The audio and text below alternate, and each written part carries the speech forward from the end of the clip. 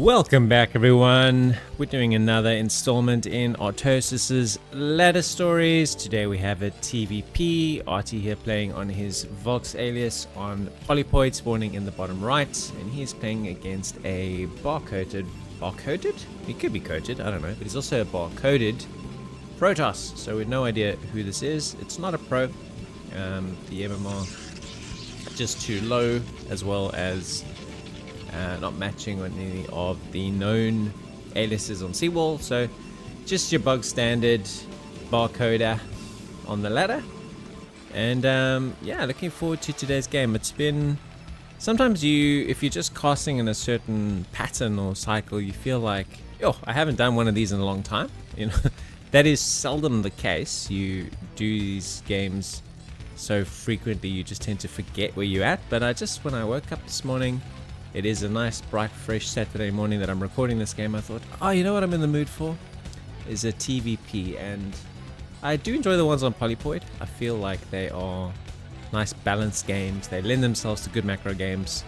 So it's going to be a lot of fun. Before we get into the festivities, if you're somebody who follows me, watches my content on a regular basis, and you haven't yet subscribed, please do. I'm on a mission to try and get to 1,000 subscribers before the end of 2026, and we are getting there. So any of your support along my journey will be very much appreciated. So standard openings from both players here. Just a 13 core, not even doing the zealot. So bog standard from barcode. And on Artie's side, looks like he is going to go for his vulture expand, which he does almost 100% of the time when we are watching his TVPs. And what we want to try and see is his factory timing. He had the money. Oh man, he beat 230. And if he had his SCV in position slightly early, he would have had a 226, 227. That has to be probably the quickest factory timing that I have seen him do since I've been back to casting Broodwar. So I started again in November. I've done a handful of his TVPs, maybe like 5 or 6. And he's been as slow as 235, and that was his first sub 2 minute 30 factory timing. If you're wondering why I make such a big deal out of this, it impacts so many of the early pressure points in a game. So if your factory is late, your mines are late, and your mines are late, your siege mode is late, and all this sort of stuff. So if your opponent is optimal with their build, anything that they're doing, which by the way looks like a DT rush in this game, is going to have more impact, because you are going to be rushed. You're going to be 6 or 7 seconds behind on your build, and it accumulates, right? So if you're behind a little, it tends to knock on to future steps in your build. So we will have to keep an eye on this. Artosis gets into the main, and he should actually be able to scout the citadel, and he does. Okay, so the gig is up. Our attempt from our Protoss to block this was quite futile. So now we'll see what, if any, adjustments he makes, if he decides to make the Templar archives or not.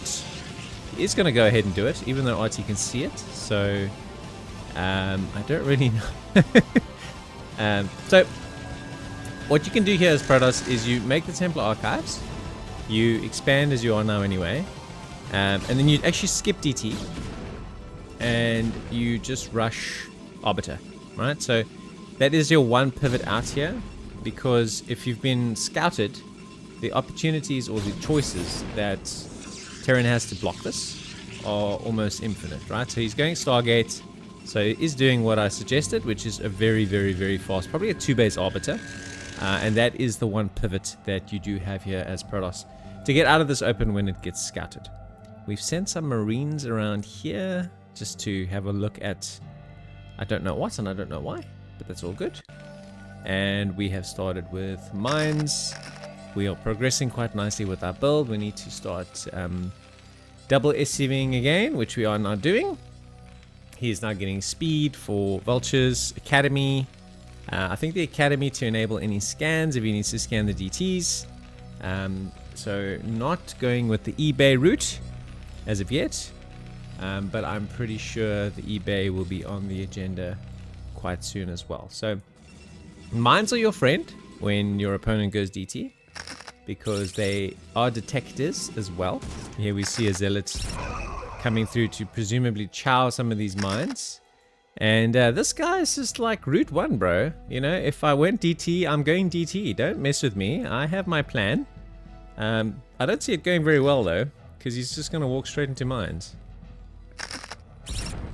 Okay. And now? What's next?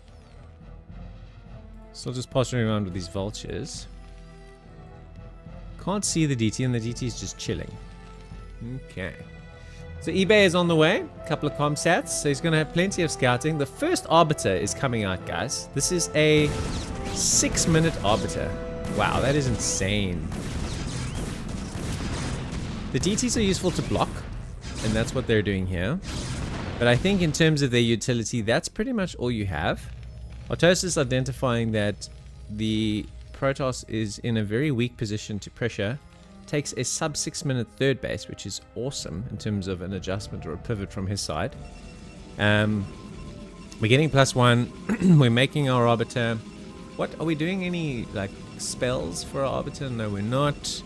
The one thing about this build is that gas is going to be a big challenge, and you can see that our Protoss is feeling that. Once you make an Arbiter and you're researching range and stuff like that, your gas is of a huge premium. So he's got like a little bit of a disparity between his minerals and his gas. I think the next plan will be to try and expand. He does desperately need another gas, a third, to make this build sustainable. I don't see the Arbiter on its own being all that effective. Is Artosis making a Stargate? He's a star. Is it Stargate or Starport? I think it's Starport. The Terrans is the Starport, and the Protoss is the Stargate. I am just obviously a bit sleepy still on a Saturday morning. We're making some cannons pretty far forward, which is pretty funny. So I would have anticipated a spell from the Arbiter, like a stasis or something like that, or a recall. And I would have anticipated a starport from Artie to make vessels, right? He has scanned, and he will see the Arbiter tech, and perhaps that will trigger the adjustment. So we are now researching stasis. We're also getting legs for our zealots. Artie is making an armory and another factory. So powering up. Here we do see our Arbiter flying around here.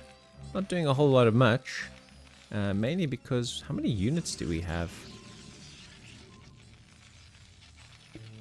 Our Protoss has got predominantly workers. And it's also supply... No, sorry. Artosis is supply blocked. And is currently... yeah, making a depot, so that's going to slow him down a bit. Okay, so we're floating up our eBay for spotting. Our Arbiter's chilling here. The spell that's being researched is not recall, so we'll keep an eye on... 150 is the amount of energy you need, so if in the unlikely event I did miss that recall has already been researched, we will keep an eye on this. This zealot has walked straight in the front door. Hi. Uh-oh. Oh, man, the two mine drags actually worked out pretty nicely there. The comset's going to go down. This third was totally unprotected. I suppose the audacity of Protoss to attack with very few units. But the cloaking from the Arbiter is definitely turning out to be very useful here. Once again, the ladder producing some somewhat weird stuff. We are taking a third behind this, and it's not another gas though, so I expect that will be something. Is this the same Arbiter from before? No, it's not. So the Arbiter from before is here. We are making non-stop Arbiters. We are now also researching recall. So I got a bad feeling that there are going to be some units in Arto's house very, very soon. What sort of anti-recall defense has he got here? Okay, he's making a lot of turrets. I guess he knows and is expecting this. And if you've played the number of years on the ladder that Artie has, naturally you get a sense of what all the Protoss tricks are. Okay, so that cannon actually proved to be pretty useful. I don't know if our Protoss has the econ power that he needs. So Artosis has got more workers. Supplies are very close together. It is 2 base versus 2 base though. That is probably the one thing that I will call out here, that Artosis needs to be able to address. He's got to get himself another base online. He's got the command center, but he doesn't have the base. Does he have the units to land it? I think he's now starting to set this up to get this reestablished. Look at the visibility of Protoss in this map. He's got, excuse me, it's not Protoss. Look at the visibility of Artosis in this map. These little red dots. You can see absolutely everywhere with the exception of this base. We are trying our damnedest to push this back so we can reestablish our third.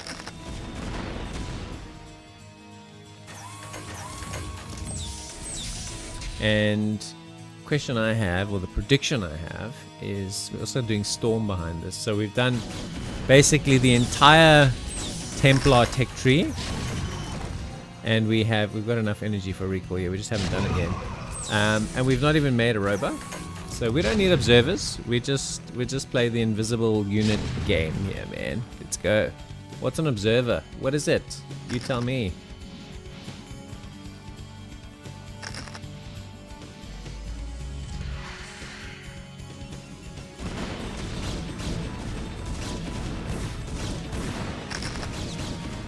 Trying to slow this down, but I think he has enough to get this up and going.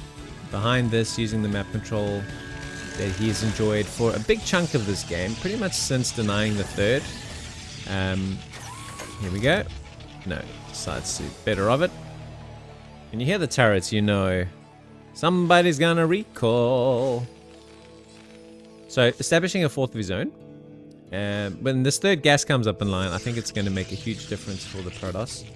And it's going to put Artie on a bit of a clock to try and get a fourth base himself. These two players are going to be very close together if he goes with this spot. So I think Artosis ideally would want to try and establish here and get a little bit more of the map presence.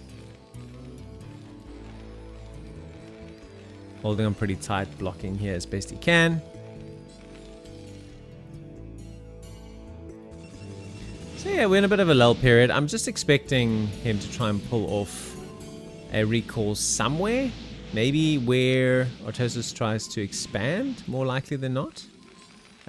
This is the challenge with the Arbiter style. It can be quite difficult to, if Terran knows exactly what you're doing, it can be difficult to get a good opening. So Artosis decides, you know what, 160 is the go. I've got plenty of supply, and I want to fight. And Protoss is like, oh, you want to fight? Well, I also want to fight. He's got Arbiters, so you can do stasis. You can just zoom out here to see how this fight goes. So relying on scan, not the player. Standing there behind him, coaching him. I don't mean that. I mean, where are your vessels, Artie? Vessels is going to be optimal. Number one, they can kill the energy on some of these arbiters, and number two, they can make you less reliant on scan. I don't think he's going to be able to trade well or fight well, because the cloaking power of the arbiters is just going to be too strong. He's going to have to scan every time, take an engage, pull away when the units become invisible again. It's just too hard. So you can see their supplies were even, did a bit of a push, and he got just a bigger trade gap was the net outcome from the trade. And so this is the challenge. Just did a little drop there. That was actually pretty snug. Zealot did die too though. So 158 plus 186. Our Protoss behind this is starting to move into a winning position because they're able to expand with sort of absolute freedom. And this is a pattern I see in some of the RTTVPs. Between minutes 11 and minutes 20, between the 11th and the 20th minute in a macro TVP, the Protoss opponent is able to usually go from around 3 to 6 bases without contest. And so by the time RD can contest, It's just too late. This is just Dragoons and Stasis, but it's working very, very, very well. Where are your vessels, RT? Is making the starport. So they will enter the fray soon. But in the meantime, our Protoss is capitalizing on the opportunity to trade here. It's not going amazingly well. It's not like he's moving into a massive, massive lead. And that's why Stasis is probably in a lot of ways pretty overrated. Like, yep, you've frozen the units, but you still got to kill them. So, worker transfer. We probably will see an explosion of gateways down here as well. And then it becomes a challenge. Because you then start to get spread around from pillar to post as the Terran. A couple more tanks here that are relatively unprotected. Should be easy to pick off.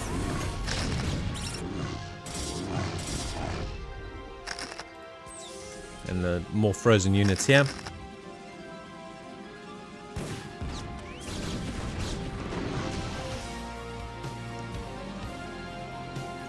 Waiting patiently. Waiting patiently for them to unfreeze. Making sure there's enough units here. 176 is 134. We're absolutely dead even on workers, so the differential is purely army size. Let's see when these units unfreeze. Yeah, dear. We scorched earth too many too fast. We're on +1. So RT hasn't gone vessel. And so he hasn't really scaled his upgrades. What upgrades is he working on? He is now starting to work on 2-1. Definitely didn't kick in while I was watching. He's trying to get up to 2-1 mech, which will make a big difference in the way he's trading with the ground forces of the Protoss. And then science vessels should be able to hit the field quite soon. Where is our fourth base? Here it is. Okay, so we've established our fourth base. We don't have the gas up and running yet. Almost. That's huge. That's definitely going to push this game into a more late game state, no doubt about that. Vultures here chasing down these Dragoons like their lives depend on it. Laying mines at the same time. Yeah, that's pretty decent APM to multitask both the laying of the mines and the fighting of the Dragoons. But a veteran like RT, you'd expect absolutely nothing less. And expanding again, and this is the key concern for Artosis fans in this match, is if our Protoss gets too much macro power as we start to run out of money. So Terran, even on 4 bases, is starting to run pretty thin at about 24 minutes. So he's pretty much got 6 minutes of blank check resaturating or remacroing after trading units before it starts to become very, very hard for him to replenish at a sustainable rate compared to his opponent, right? So his opponent is able to remake units at a much quicker rate. That being said, there's not a single gateway here, which I must say I am very, very surprised to see. You would usually see 8 or 10 new gateways made here to give an opportunity to spread. Also, we're making a fleet beacon, so we're getting a carrier switch in the 6-minute Arbiter into carrier switch match. The question is, where are all of the Stargates that you want to make to pull off this build?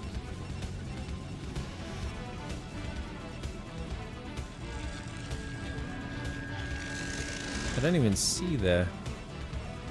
Yeah, making the fleet beacon there. And the core is spinning. So he's just leaving everything in one main base. This is very risky, right? Because if this base gets taken, everything gets taken with it. I'm very surprised he hasn't spread and made this tech up here. If I watch, for example, a Snow game, Snow will make, if he's going to do mass scouts, which I've seen him do before, he'll make all the Stargates here. If he's going to do carriers, he'll make it all here. He'll always do it in the second main, and he'll always do it at the point that is furthest away from the Terran.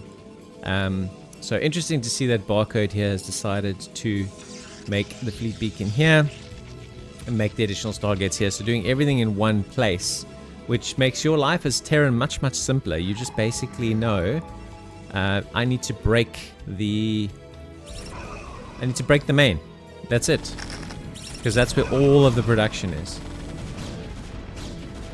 So when RT does move out, which he is maxed out now, so I would expect him to do any second, let's see what he chooses to target.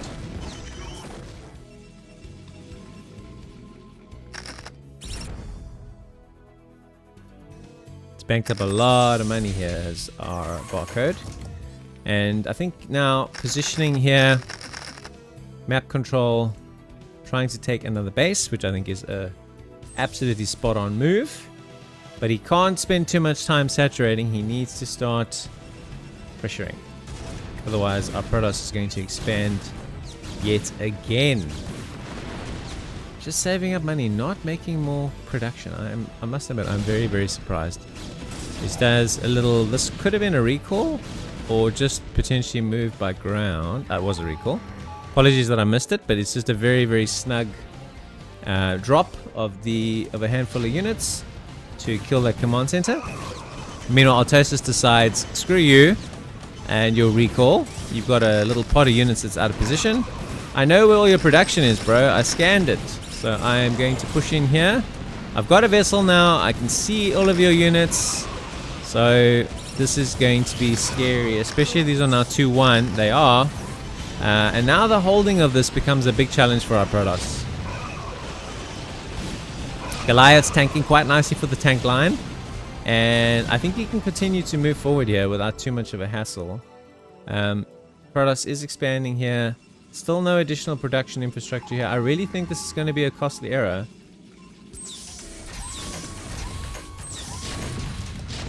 Annoying little single cannon.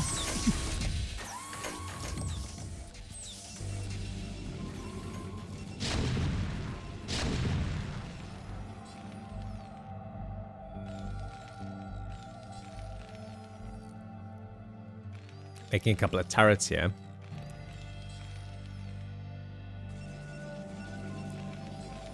Reinforcing. Not being discouraged either is RT. He may have lost this base to a recall, but decides, look, I still want the economic growth, so I'm going to expand up here. It's going to be difficult if the Protoss doesn't already have units in place to actually pressure this without another recall. And I think he's going to need all of his resources at home. The other problem for our Protoss is he's actually trapped himself in this base. He's got no units that are active out on the map. Yes, he does have a Arbiter, and I'd be curious to see where or what this Arbiter is up to. So we'll keep an eye on the Arbiter.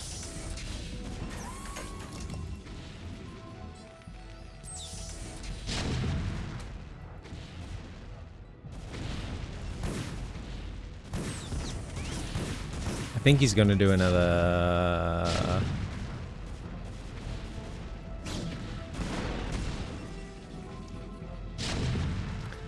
Archie just really needs to commit here, man. He's slowly but surely getting in. This Arbiter's just flying around, distracting me, man. Dude, make a decision, bro.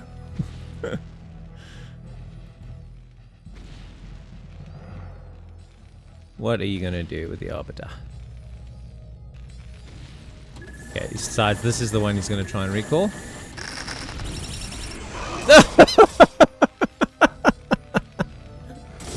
Oh wow, it's just about the worst recall in the history of recalls. Very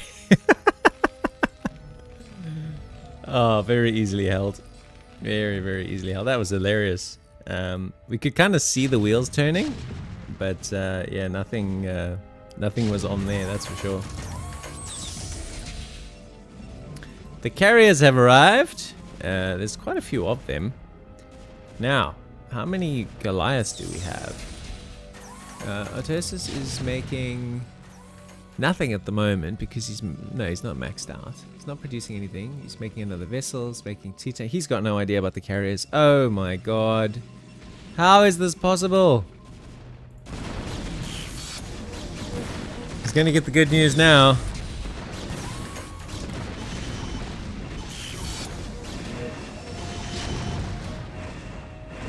Hi.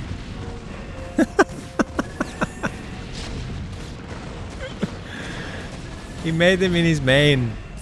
Like, I don't know how he didn't know this was coming. It was telegraphed.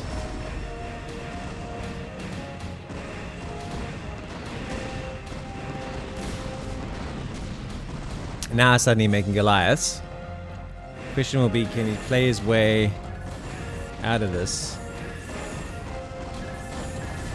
Just the amount of damage. He's been allowed to get up such a critical mass, carriers. I mean, once you get over 6, it becomes really, really, really painful to deal with. It's also making Arbiters here. So it's a switch from carriers back into Arbiters. This man's got like unit decision fatigue, I think. He just keeps flipping and flopping at the same time.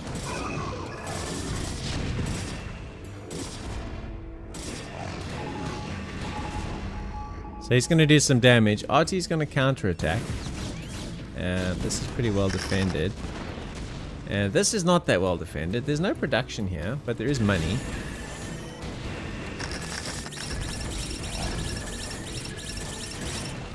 Epically long mine drag.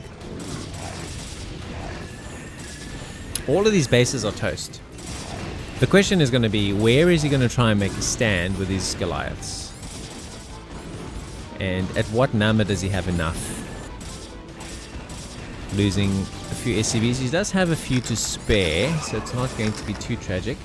Artie in the meantime doing some really good damage here. I think he's going to knock off both of these bases and this base.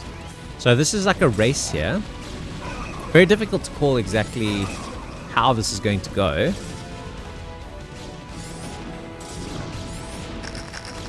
But Protoss identifying that he's taking way too much economic damage.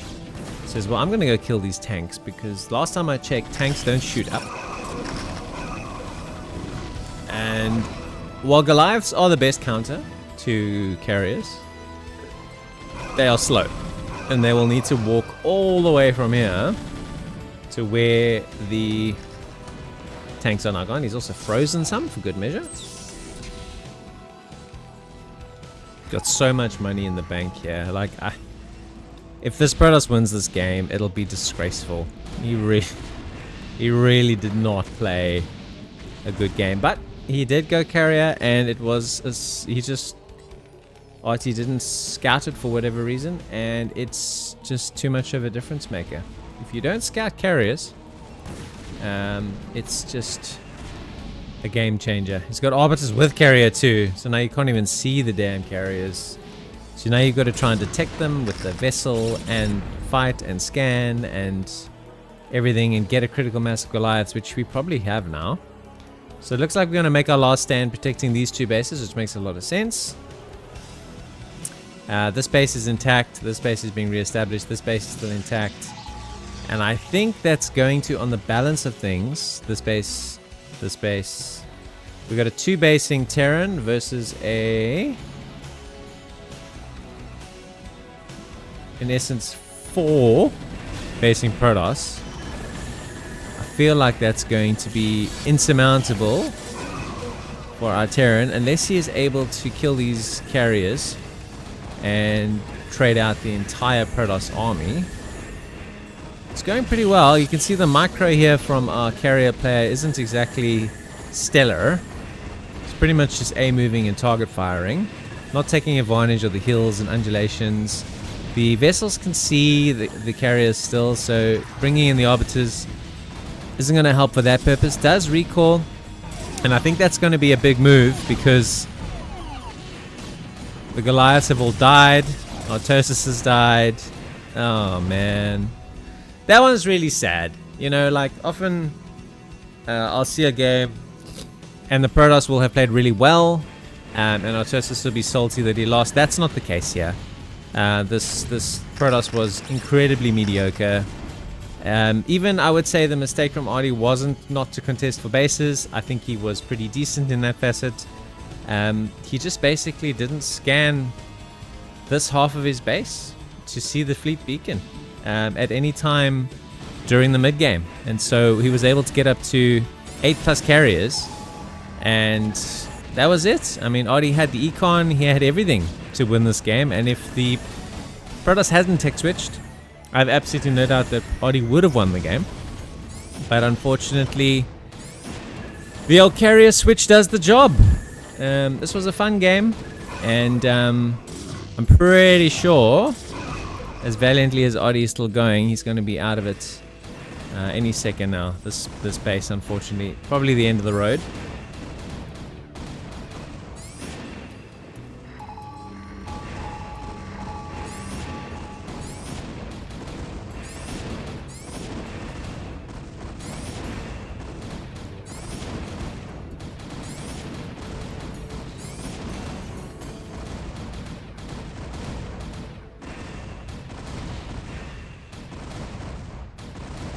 this one would sting. You know, if you're Artosis and you play, you take pride in your games and stuff, which he obviously does, this one would sting. He would be very disappointed. I mean, the mere fact that there's no production here tells me that this is not a good Protoss player at all. So a little bit sad there. I just want to go through the stats as well. I felt that resource parity in this game was pretty solid.